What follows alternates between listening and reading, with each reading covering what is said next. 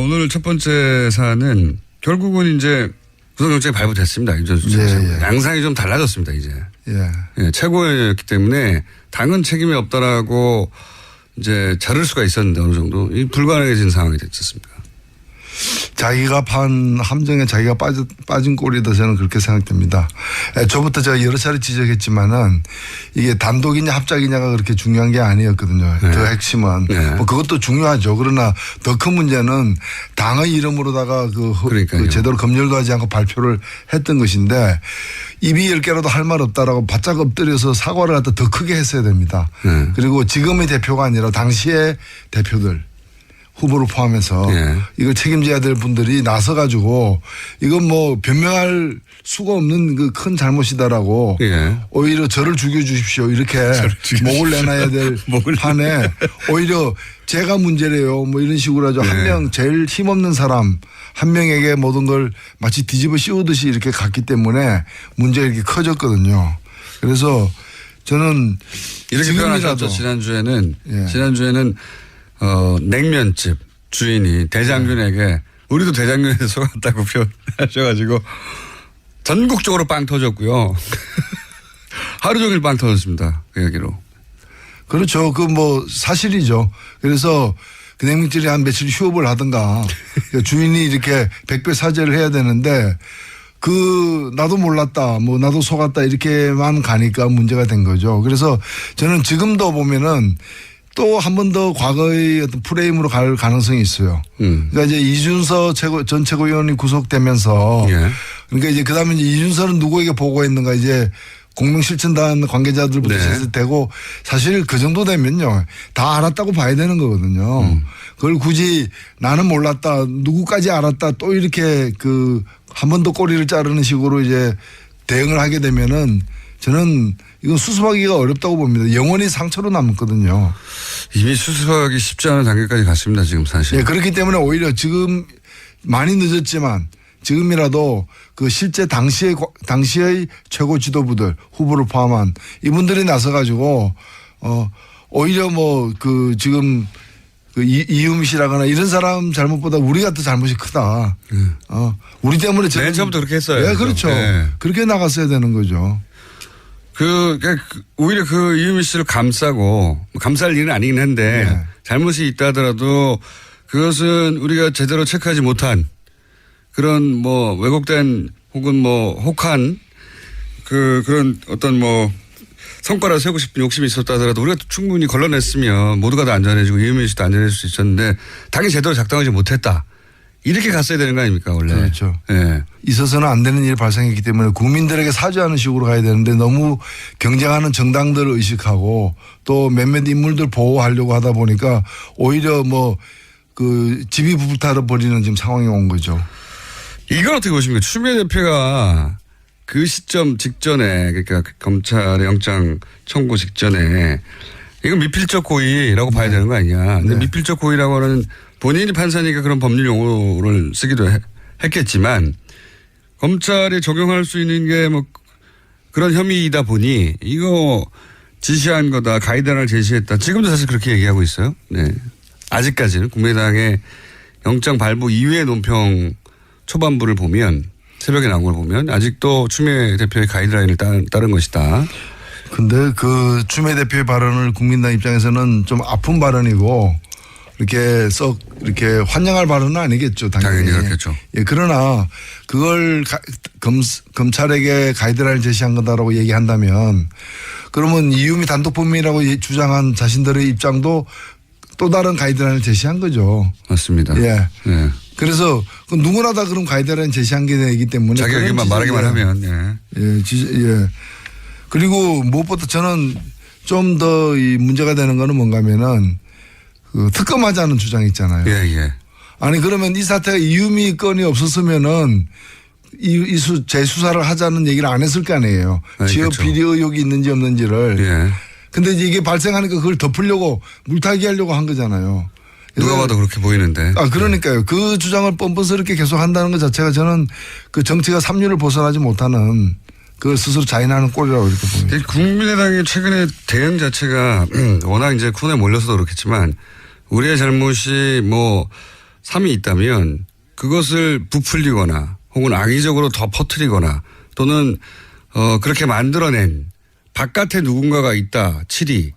이 방식으로 계속 대응하고 있단 말이죠. 이현주 의원도 그 발언을 사과를 하지만 이게 사실은 사적 대화에 불과했는데 SBS를 규탄한다. 꼭 이렇게 뒤에 큰 토가 달려요. 이 대응 방식 계속 근데 그게 반복되는데. 상식적으로 국민의 눈으로 납득이 되면 괜찮은데 전혀 납득될 수 없는 거죠. 예를 들면은 조금 전에도 이제 그 특검하자는 주장은 말이죠. 너 소매치기가 이제 돈을 훔쳤어. 네. 그러니까 소매치기를 이제 잡아가지고 이 사람이 제 돈을 훔쳤어요. 이러니까 소매치기 하는 말이 그 돈은 어디서 났는지 조사해 봅시다. 뭐 이런 거 있잖아. 그 돈은 정당하게 번 돈인지. 그 지갑에 있는 당신의 그 돈은 아니 자기가 소매치기 했으면 그걸로 벌 받아야지. 당신 돈은 저 정당하게 번 돈인지 그것도 함께 조사합시다. 특검을 합시다. 그것도 특검으로. 그렇지. 경찰서는 안 되겠는데. 안 되지. 이건 특검에 가야 될 건입니다. 뭐 이렇게 얘기하는 거고. 특검에 안 가려면 둘 다 그냥 풀어주세요. 그런 거지. 이게 되게 순간적으로 나오죠, 이게. 그리고 자유한국당도 사정이 참 안 좋습니다, 요즘. 예. 예. 원래 이제 야당이 대선처럼 큰 선거를 지고 나면 속사정이 좋을 리가 없는데 그런데 그걸 감안하더라도 사정이 좀 많이 안 좋아요. 대표가 새로 뽑힌데도 불구하고 원내대표하고 각이 계속 쓰고 있고요. 예. 그리고 이제 혁신을 하겠다면서 이제 외부 인사를 영입했는데 박근혜 전 대통령은 정치보복을 당한 것이다. 라는 입장을 가진 유석춘 위원장이 들어오셨어요. 혁신하고 정반대로 가고 있는 거죠. 사실 혁신이라는 거는 말 그대로 껍데기를 벗겨서 새로 태어나는 걸 얘기하는 거니까 반드시 고통이 따를 수밖에 없고 그 고통을 감내하겠다, 감수하겠다라는 의지의 표현이 이제 혁신이거든요. 근데 지금 보면은 이분은 보수의 혁신, 보수는 지금보다 더 아파해야 된다. 아픔을 통해서 새롭게 태어나는 이 길을 걷는 게 아니라 그 보수의 아픔을 갖다 보수의 모르핀이에요. 그러니까 박근혜는 억울하게 잡혔다. 이게 그러니까 자신들이 잘못한 게 아니라 자기들은 계속해서 억울하게 지금 당하고 있다. 네. 그런 근거와 또는 그런 어떤 철학을 계속해서 주입시키는 그 보수의 어떤 마약 같은 그런 이제 역할을 하기 때문에 이거는 여기서는 혁신이 있을 수가 없는 거죠. 그리고 이제 박근혜 전 대통령 뭐 탄핵과 관련해서도 그게 대략 한 8대2 정도로 탄핵 찬성이 많았고 탄핵이 실제 이루어지고 나서는 그 비율은 더 높았거든요. 예. 결국은 잘된 일이고. 그렇죠. 그러니까 그게 아니라 정치 보복을 당한 것이다라고 하면 팔을 버리겠다는 전략이 든단 말이죠. 최소한. 그렇죠. 지금 사실은 뭐 이분만이 아니라 그 자유한국당의 그 지도부는 뭐 약간씩 이제 그 방향은 틀립니다만은 공통점이 뭔가 하면은 이라도 건지겠다. 예. 팔은 버린 지 오래된 거예요. 버리셨네. 예. 다시 그 시절로 갈 가능성은 없다고 보는 거기 때문에. 새로 시작한다면 이제 2가 아니라 혹은 1.5가 아니라 5 적어도 5를 먹어야 사실은 해볼 수 있는 거 아닙니까? 그걸 전략이 처음부터 그래야 그렇죠. 되는데. 보수의 매력을 새로 발굴해낸다거나 보수의 강점, 장점을 또 다시 정립을 해가지고 지지를 확장해 나가려는 그런 의사는 거의 거의 없어 보여요. 그러니까 그 뭐 세상을 포기한 사람들이 있다는 거예요. 그러니까 상대가 실수하고 상대가 스스로 망하기를 이제 기원하는 그런 거죠. 저도 진짜 이해가 안 갑니다. 뭐 이런 생각 하시는 분도 있겠지만 당연히 혁신을 하고 새로 그림을 그린다면 집을 새로 짓겠다는 건데 더 큰 집을 지은 전략이 나와야 될 것 같은데 있던 집도 자꾸 줄이려고 하는 것 같아가지고 이런 생각을 하시는 분들이 존재하겠지만 분명히 소수인데 근데 소수라고 생각하지 않는 것 같아요. 뭐랄까 숨어 있을 뿐 시대가 이러하여 그분들이 감각을 상실한 거죠. 네. 지금 어디에 있는지 위치에 대한 어떤 인지 기능도 굉장히 퇴화한 거고. 지금 이제 임시국회도 계속 공전 중인데 이 상황은 어떻게 보십니까? 어떻게 돌파해야 됩니까? 글쎄 저는 뭐 이럴 때일수록 좀 원칙적으로 가야 되는 게 아닌가 싶고요. 왜냐하면 지금 이제 기본적으로는 국회 구성의 그 지형, 예. 주어진 지형 때문에 여소야대이기 때문에 발생하는 문제인 측면이 큰데 이거는 뭐 다음 선거 때까지는 크게 안 변할 수 있는. 그렇죠. 3년이 뭐 정치권의 이합 집산이 발생한다면 모르되 현재 정당 체제가 유지되는 한 크게 안 변할 것인데 따라서 이번에 고비를 갖다가 어떤 변칙을 써가지고 한번 넘긴다 하더라도 똑같은 고비가 계속해서 더 크게 닥칠 거예요. 계속 그렇겠죠. 계속. 그러면 그때마다 이런 식으로 대응할 거냐.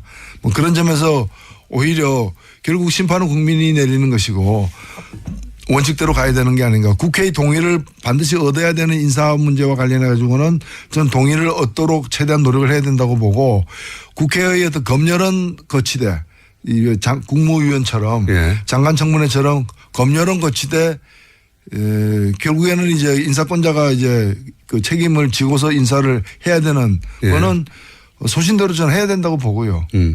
그래서 저는 이번에 국방부 장관이나 노동부 장관 같은 경우에 정의당은 예. 다소 부정적인 견해를 냈어요. 예. 특히 노동부 장관에는 매우 부정적인 견해를 냈고요. 예. 근데 저희들 입장은 뭔가 하면 그런 걸 갖다가 심사보고서에 반영하자는 거예요. 예. 어차피 국회가 할 일은 심사보고서에다가 그 자기 견해를 갖다가 표시하는 거니까. 예. 근데 심사보고서도 채택하지 않는 거는 제가 볼 때는 뭐 전면적인 보육고시. 공부 안 했다고 저 시험 안 보는 거하고 똑같은 거거든요.